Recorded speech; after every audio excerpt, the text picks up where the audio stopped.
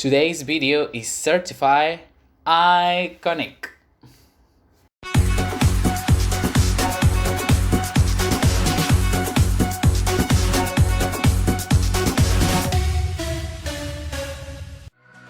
Hello guys, one more time, welcome to Ring Royalty. My name is Alexis, as you already know, and today I am bringing you a new episode of Rise and Fall.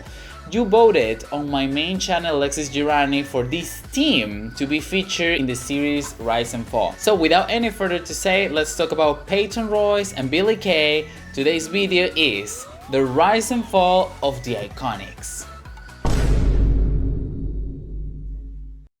Just like the two previous superstars that I've talked about in this series, the IIconics started their career in NXT when WWE was touring Australia back in April 2015 under the names of Jesse and Cassie. Despite being signed to the company in 2015, the rest of that year they were mostly used in house shows. In NXT TV they only appeared to be jobbers to the main stars there at the moment, such as Billie, Asuka, even Eva Marie at one point. Can you believe that? Eva Marie? Well. Then in 2016, after a couple of victories here and there, especially from Billie Kay, in October they finally form an alliance and start to name themselves the Iconic Duo. This was so beneficial because they had time to develop a character and show their chemistry in the ring, which was already very nice since they've been friends and they've been training for over 5 years at this point. The first feud that Peyton and Billie got was against Liv Morgan, defeating her repeatedly in singles matches. However, their first tag team victory came in December 2016 when they both defeated Liv Morgan and Aaliyah in a tag team match. This was the first time ever the Iconic Duo won a tag team match in NXT TV, and that set the tone for a bright future for both of them. And why am I saying that this set the tone for their bright future? Because at the NXT End of the Year Awards 2016, they were chosen as Breakout of the Year. And that's because even NXT was looking at them as future top stars of their division. Come January, they started a rivalry against NXT Women's Champion Asuka after she claimed that there was no competition in the NXT Women's division. The Iconic Duo attacked Asuka every chance they got backstage until they received a NXT Women's Championship match at NXT TakeOver San Antonio, where Asuka defended her championship against Billie, Peyton, and Nikki Cross in a fatal 4-way match.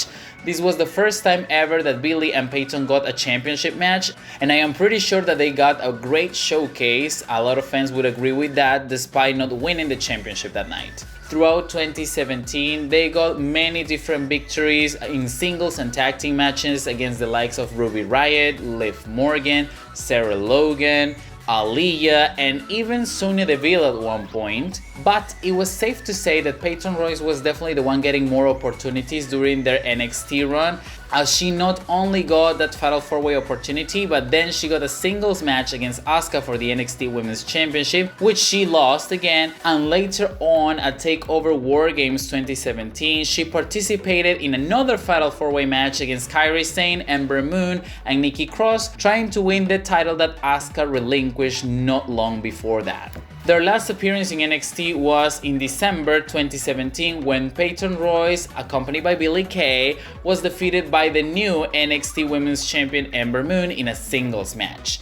Now, a couple of side notes that I want to highlight from this NXT run are first of all, they were a real team. Very charismatic, had a lot of chemistry in the ring, and developed such a great tag team moveset that it was undeniable that when they moved to the main roster, they were going to be such a force to be reckoned with.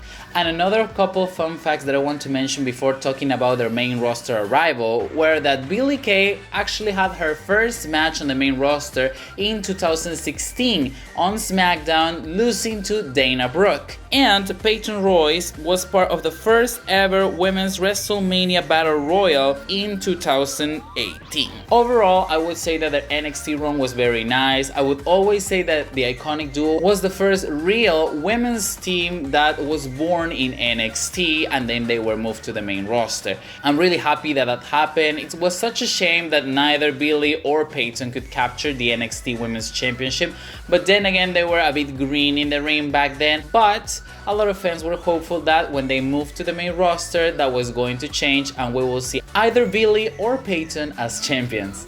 Renamed as the IIconics, Billie Kay and Peyton Royce debut on the Smackdown episode after WrestleMania 34, demolishing the Smackdown Women's Champion at the time, Charlotte Flair.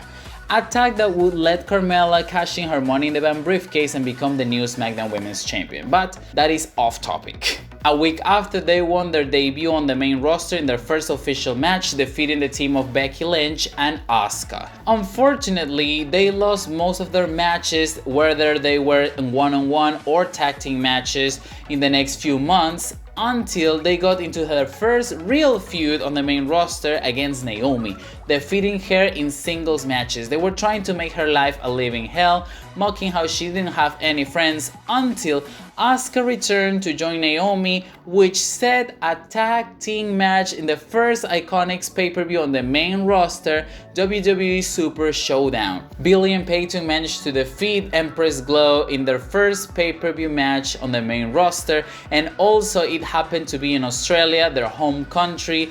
The pop was insane, they were crying, and it was such a heartwarming moment to see. Very lovely. After this tag team feud was over, they had a very hilarious participation in the first all-women's pay-per-view Evolution in that Battle Royal, when they were the first participants eliminated by all the legends after telling them that they were going to be sent back to obscurity after this match. Rude, but true. And in January 2019, they got their first participation in the Women's Royal Rumble match, entering at number 7 and 9 and eliminating Nikki Cross just to be eliminated by Lacey Evans right after. It was still a monumental moment that they got the chance to participate in the Royal Rumble match, despite not really doing much on it. At this point, some fans were already upset with the development the IIconics had during their main roster time. I mean, being honest, it wasn't as good comparing it to their NXT run. But in February 2019, when WWE announced that they were introducing the WWE Women's Tag Team Championships into the division, a lot of people said Tag Team Championship, that means IIconics, they're synonyms, so they belong together. And that's why the IIconics, along with 5 other teams, participated in the Elimination Chamber match to determine who will be the first Tag Team Champions in the women's division. Such a brutal match, they got a great showing. They managed to eliminate the team of Carmella and Naomi, just to be eliminated by Nia Jax and Tamina later on in the match. People were fed up, but I mean, if you think about it, the IIconics didn't have much momentum going into this match, so it was not likely that they would end up as champions by the end of Elimination Chamber. However, things would change pretty soon.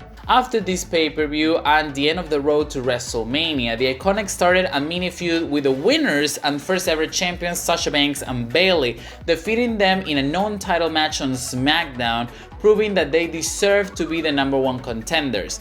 And they did get a title match, but it was not only between 2 teams, it featured 4 teams, as we got the WrestleMania Fatal 4-Way Tag Team Championship match. The champions Sasha and Bayley, the Boston Hug Connection, against Billie and Peyton, the IIconics, against Nia Jax and Tamina, against Natalya and the Hall of Famer Beth Phoenix. Adding Beth Phoenix to this match was a clever move. Now, this was the breakout moment of the IIconics because surprisingly and out of nowhere, despite being the team with the least momentum out of these 4, they managed to pin Bayley after a super glam slam from Beth Phoenix to steal the victory and become the first ever Australian superstars to win a championship in WWE's main roster. They became the Women's Tag Team Champions and the crowd once again lost their minds. Everybody was clapping, they were cheering, because everybody appreciates a good shock, and the IIconics did deserve this opportunity and this accolade, but they never got the chance ever since they debuted the year prior. So I was very happy, along with many members of the wrestling community, that Peyton and Billie finally got their chance to shine, and it was on the grandest stage of them all. So what better way to start a title reign than this? At first it looked like everything was back on track, but after a couple weeks we realized that that was a complete lie. Everything was not back on track. The Iconics got 3 title defenses, one against some jobbers called the Brooklyn Bells right after WrestleMania. Then they got a championship match against Alexa Bliss and Nikki Cross where they defeated them in just a 3 or 4 minute match. And their final title defense was against the Kabuki Warriors on Smackdown, where they won by countout because apparently they couldn't really defeat Asuka and Kairi Sane. They got no pay-per-view title defense. How disrespectful is that? You've been champions for over 3 months and you never got the chance to defend the championship on a pay-per-view even once? What's going on? And even when they lost the championship, it was on Raw. It wasn't even on a pay-per-view. I'm so fed up just remembering this. They lost the championships in another Fatal 4-Way match, this time elimination style, against the Kabuki Warriors, Alexa and Nikki Cross, and Fire and Desire. The thing that fed me up the most was the fact that the Iconics were the champions, yet they were the first ones eliminated from this match. Considering their title reign was just lackluster, I was at least expecting that they got a championship match in a pay-per-view, and maybe this match was top notch so they could lose the championships with some dignity. But no, this is what we got. Their title reign ended after 120 days, and there is absolutely nothing to remember out of these 120 days. It was handled badly. The reason why this happened, rumor has it that it was because they were trying to get the Bellas back in WWE programming, and they would be the first real feud that the Iconics got as champions. However, Nikki Bella couldn't compete because of her neck issues, and that's why basically they have absolutely nothing planned for the Iconics. They were floating around Raw and SmackDown, just losing to many different people in both tag team and one-on-one matches until they lost the championships in the crappiest way ever. I mean, what can we say at this point? But nothing, and absolutely nothing, can justify how bad the Iconics title reign was handled by WWE management. They made one of the greatest teams in a long while just be wasted like this, and it pisses me off. They lost the chance to have the Iconics as memorable women's tag team champions. Now, their last match as members of the SmackDown roster came in SummerSlam 2019 when, on the kickoff show, Alexa and Nikki Cross defended the tag team championships against the former champions Billie Kay and Peyton Royce. Despite losing one more time, they had a better showing. I think they showcased many different maneuvers that they could do, and at least they got the opportunity to compete in a pay-per-view despite they were the challengers and not the champions at this point. But I mean, at least it's something, right?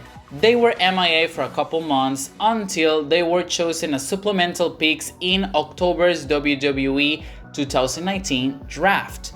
We thought that on Raw, maybe this change of environment would help the Iconics get the momentum back on their side, but that wasn't really the case. For a couple months, they barely got any matches, and just to lose to either tag or one-on-one matches against the likes of Becky Lynch, Charlotte Flair, and Natalya, before taking a hiatus for around 6 months. Peyton, Billie, I'm really sorry, girls. I'll be mad for you. Once again, rumors started, and many different sources were talking about how WWE was planning on repackaging both Billie and Peyton as the Iconics, maybe new characters, a new look. And the fact that they missed Royal Rumble was a sign that maybe they were actually trying to pick a new character for these two ladies, very talented ladies, may I say, so they could have a decent run on the main roster again. And that didn't happen either. They returned on May 2020 as a more serious version of themselves, targeting the champions at the time, Alexa Bliss and Nikki Cross. They defeated the champions in a non-title match on their first night back, and they claimed to be the new #1 contenders for the championships. One more time, it looked like things were brightening up again. Sadly, they lost their opportunity by disqualification when Peyton Royce lost it and just destroyed Nikki Cross and Alexa Bliss against the turnbuckle and got disqualified. After this match, they still got a couple more title matches here and there. For example, at Backlash 2020 when they faced Bliss and Cross and the Golden Role Models in a triple threat tag team match.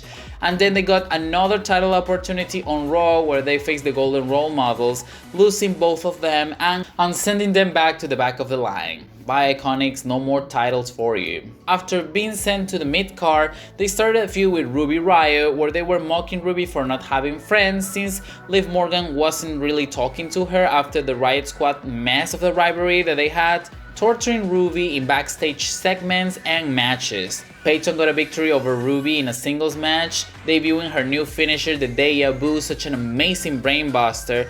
Ruby Riott then defeated Billie Kay, and later Liv Morgan joined Riott after a lot of controversy, which led to a tag team match on the Payback Kickoff show where the IIconics were defeated by the newly reformed Riott Squad. And now we're reaching the point where the things got the worst that they could ever get. Why? Because right after Payback on Raw, these two teams had a rematch with a special stipulation. The winners would get a title shot down the road and the loser would have to disband. Why? It is not like WWE has many women's teams so they can actually disband some of them. I mean, WWE, what are you doing with your tag team divisions? I've criticized that a lot, and you can see that over here in my Everything Wrong with the WWE Women's Tag Team Championships. So the IIconics lost the match and they had to disband. I mean, it was pretty obvious from the get-go that the IIconics were the ones splitting because the Riott Squad has just reunited and would make no sense to separate them again. Sad but true, the IIconics are no more. They were crying in the middle of the ring, they were crying backstage because they've been a team ever since their WWE debut. They've been friends ever since high school.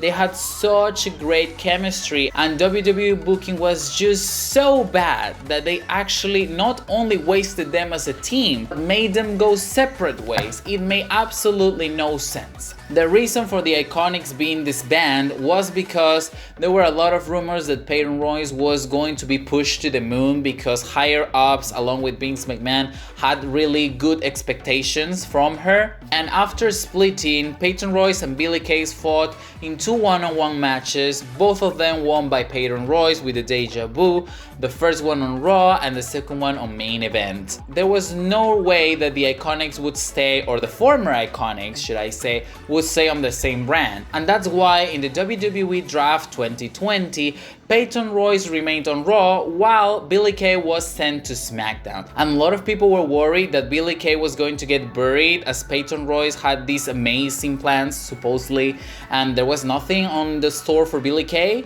But things turned out to be quite the opposite, at least in my opinion. Let's talk about Peyton's singles run first. Not long after Billie Kay was sent to SmackDown, Peyton Royce was randomly paired with Lacey Evans, who has just arrived from SmackDown. It made absolutely no sense, and at first it looked like they were going to be in a rivalry, just being this team that is not really functioning well, but then they decided to go all the way and make them tag team partners. Why? I don't even know why. The only thing that I can highlight from Peyton Royce's singles run would be participating as a member of the Raw team in Survivor Series 2020 and eliminating the longest reigning SmackDown Women's Champion Billie in the traditional elimination tag team match. That was a great accolade, it was a great moment for Peyton. Then again, that's basically all she got. After months of being in meaningless tag team and singles matches, she cut the best promo of her career on Raw Talk, said that her patient was growing thin and that she wanted a title shot because she was done of being just fooling around. Remember that this happened after Lacey Evans announced her pregnancy, therefore there was no plans for Peyton Royce down the line. And sadly, that match that she got against Asuka, it was a non-title match. The match was great, it was top notch, but Peyton Royce not only lost the match, but it was also her last match as a WWE superstar because she was released not long after that. Peyton Royce could have been one of the greatest superstars on the women's division if she was actually given the chance to show what she can do and to be treated as a real and serious competitor. That obviously didn't happen. Talking about seriousness, I want to move to SmackDown to talk about Billie Kay's singles run. There was not a lot of expectations from it. A lot of people thought she would be joving to everyone. Her new character on SmackDown was the resume girl. She was showing her resume to absolutely everyone, giving us hilarious backstage segments and even some interesting dynamic in matches. She was definitely making the most out of her character and was doing absolutely everything she could to entertain us with what she was given. Props to Billie Kay, you really rocked that gimmick, girl. Which gave her a lot of interesting moments. For example, her participation in the Royal Rumble 2021, where she had a lot of funny interactions with many different women and even formed a temporary alliance with Jillian, and that would be Billie and Jilly. I swear I love the name Billie and Jilly. Also her storyline trying to join the Riott squad, which curiously was the team that disbanded the IIconics, just saying. And trying to imitate them or even mocking them, creating some hilarious moments, costing Ruby and Liv many different matches. Then she was trying to fit in with Tamina and Natalia, but she couldn't either. It was just so much fun. And the biggest accomplishment of her career as a singles competitor was definitely joining forces with Carmella to participate at WrestleMania in the Tag Team Turmoil match. I mean, after the reports that they were trying to push Peyton Royce to the moon, who would have thought that Billie Kay would be the one getting the WrestleMania match? I think a lot of people wouldn't even imagine that, but that's what happened, and I am so happy for Billie Kay. Sadly, that was also Billie Kay's last appearance as a WWE superstar because she was released along with Peyton Royce just a week after Mania. And this is how the IIconics rose to the top, winning the WWE Tag Team Championships at WrestleMania and then fall brutally to the point where they were not even a team anymore. I know it sounds a bit depressing, but that's the truth. It was the sad reality of what happened to Billie Kay and Peyton Royce during their WWE career. Alright, so this was the rise and falls of the IIconics. I am really happy the reception that these type of videos are having. This time I didn't forget to print the pictures. I will try to get something more professional soon, I promise, but I am traveling to Miami very soon, so I've been really going crazy with all the preparations and plans, so bear with me. I would love to know in the comments what was your favorite and least favorite moment of the IIconics career. Once again, I want to thank you for your support. You have been amazing. We are growing incredibly fast. It was so unexpected, and I swear I cannot thank you enough. My name is Alexis, as you already know. Here is my Instagram if you want to contact me or anything, and I will see you guys next time with a new video. Goodbye!